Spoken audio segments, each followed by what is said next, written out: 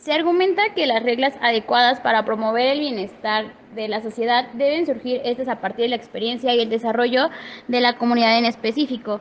Esto quiere decir que entre más confianza se tenga en la cultura social, mejor será la dinámica a desarrollar la estructura de esta.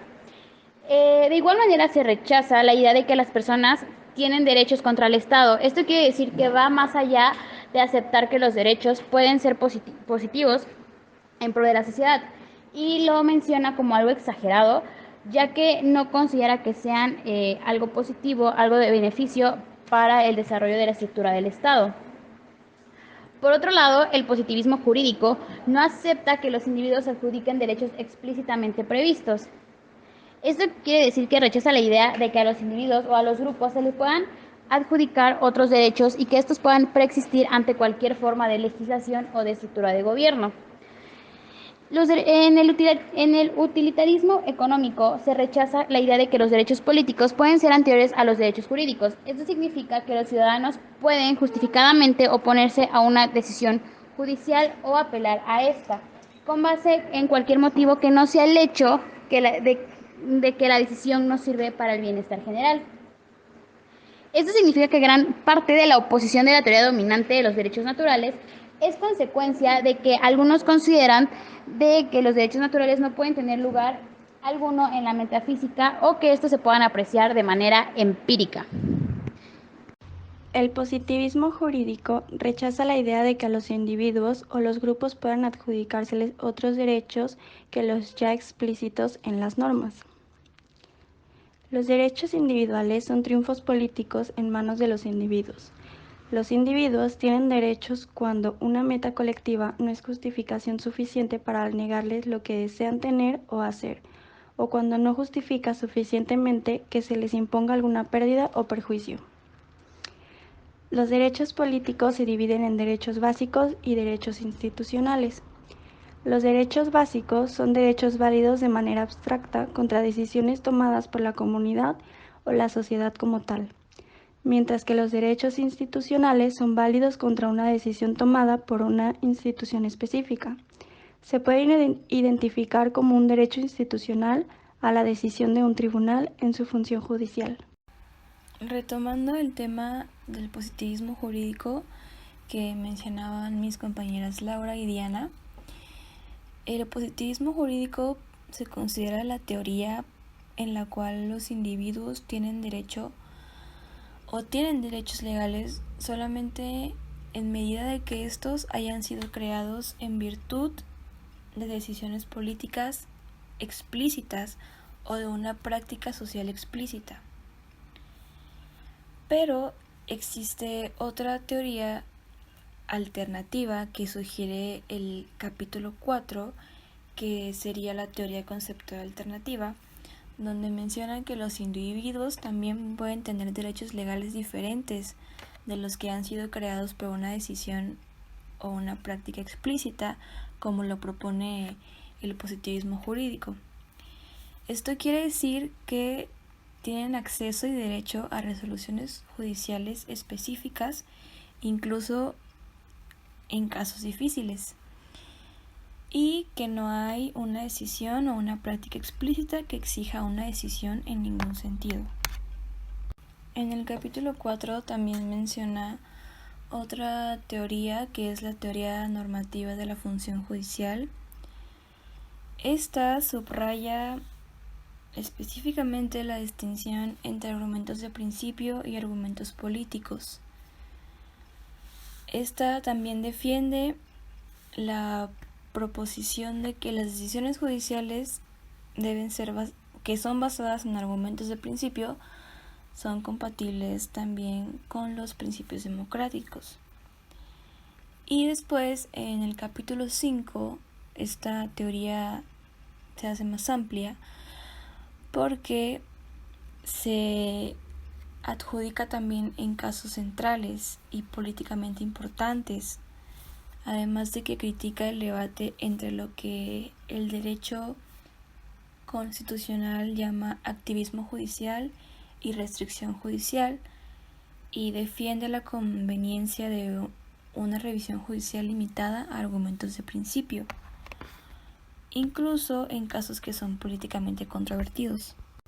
En el capítulo 6 vemos la teoría de los derechos legislativos, que básicamente es o se sostiene en un análisis de la teoría de la justicia de John Rawls, y nos dice que nuestras intuiciones sobre la justicia no solo presuponen que la gente tiene derechos, sino que entre estos también existe uno que es fundamental, axiomático, y que es una concepción inequívoca del derecho a la igualdad, que el autor menciona y llama como el derecho a igual consideración y respeto.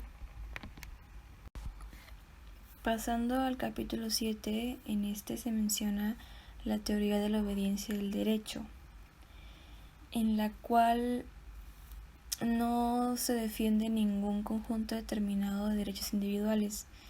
Este se limita a señalar las consecuencias derivadas de la admisión de que los individuos tengan algunos derechos distintos a los derechos legales y anteriores a ellos. Por ello, esta teoría de la obediencia del derecho no se apoya en ningún supuesto previo referente al carácter de los derechos básicos. Este ofrece una teoría de la obediencia del derecho en condiciones de incertidumbre y controversia respecto de qué derechos tiene efectivamente la gente. El capítulo 8 habla sobre incertidumbre y controversia referentes a los derechos legales. Nos presentan diferentes hipótesis como cuáles son los derechos y responsabilidades de un ciudadano cuando sus derechos constitucionales son inciertos, pero este individuo cree sinceramente que el gobierno no tiene derecho a obligarlo a hacer lo que él cree que está mal. Y también la siguiente hipótesis: ¿cuáles son las responsabilidades de los funcionarios que creen que el ciudadano se equivoca, aunque sea sincero en su opinión de lo que es el derecho? El capítulo 9 nos remonta a lo antes visto en el capítulo 6, dictando que ningún estado de los Estados Unidos mexicanos podrá negarle a alguna persona dentro de su jurisdicción la protección igualitaria de los derechos. Toda persona que está habitando en el territorio mexicano tiene protección a sus derechos. Esto consigo lleva la cláusula sobre protección igualitaria, ya que puede ser vista como un intento de asegurar la promesa que mantiene la nación. Todos los hombres son creados en igualdad, al fortalecer el poder judicial para imponer tal principio a los estados.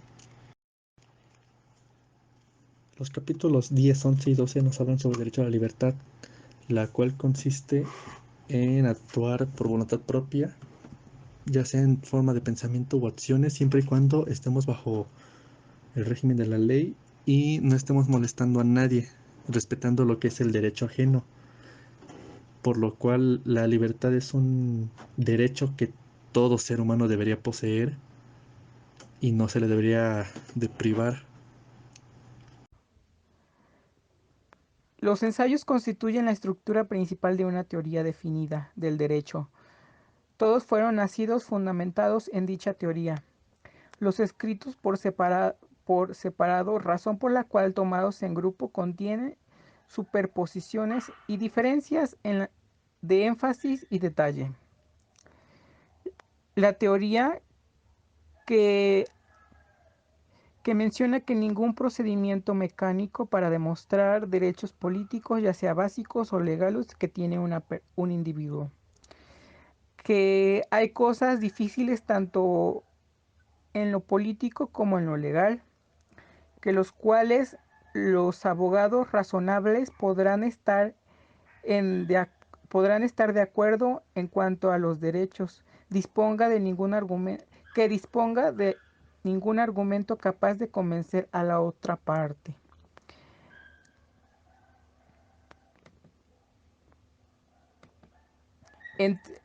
También menciona que la teoría política debe de reconocer muchas reclamaciones del derecho, incluso algunas muy importantes que no son demostrables, y por consiguiente ofrecer principios capaces de regir la disposición oficial cuando los derechos son controvertidos.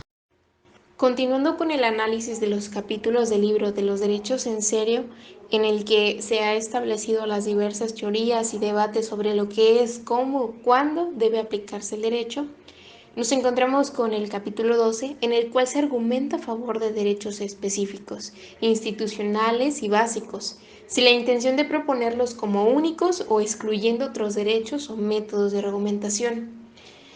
También encontramos que fortalece la idea de que las metas colectivas justifican las decisiones políticas, pero ello no debe limitar al debate y respalda la importancia de la diversidad de métodos argumentativos que permite generar derechos. Como ejemplo, nos proponen que esas decisiones políticas no justificarían la afectación de un particular, resultando conveniente intervenir con los diversos métodos argumentativos, originando con ello la derivación de derechos particulares a partir de la misma fuente. Y en su parte final encontramos que el derecho a igual consideración y respeto es fundamental entre los derechos, que como caso límite resulta ser la fuente y también las limitaciones especiales de la autoridad. Esto en virtud de derechos más particulares, justificando también así el eximir.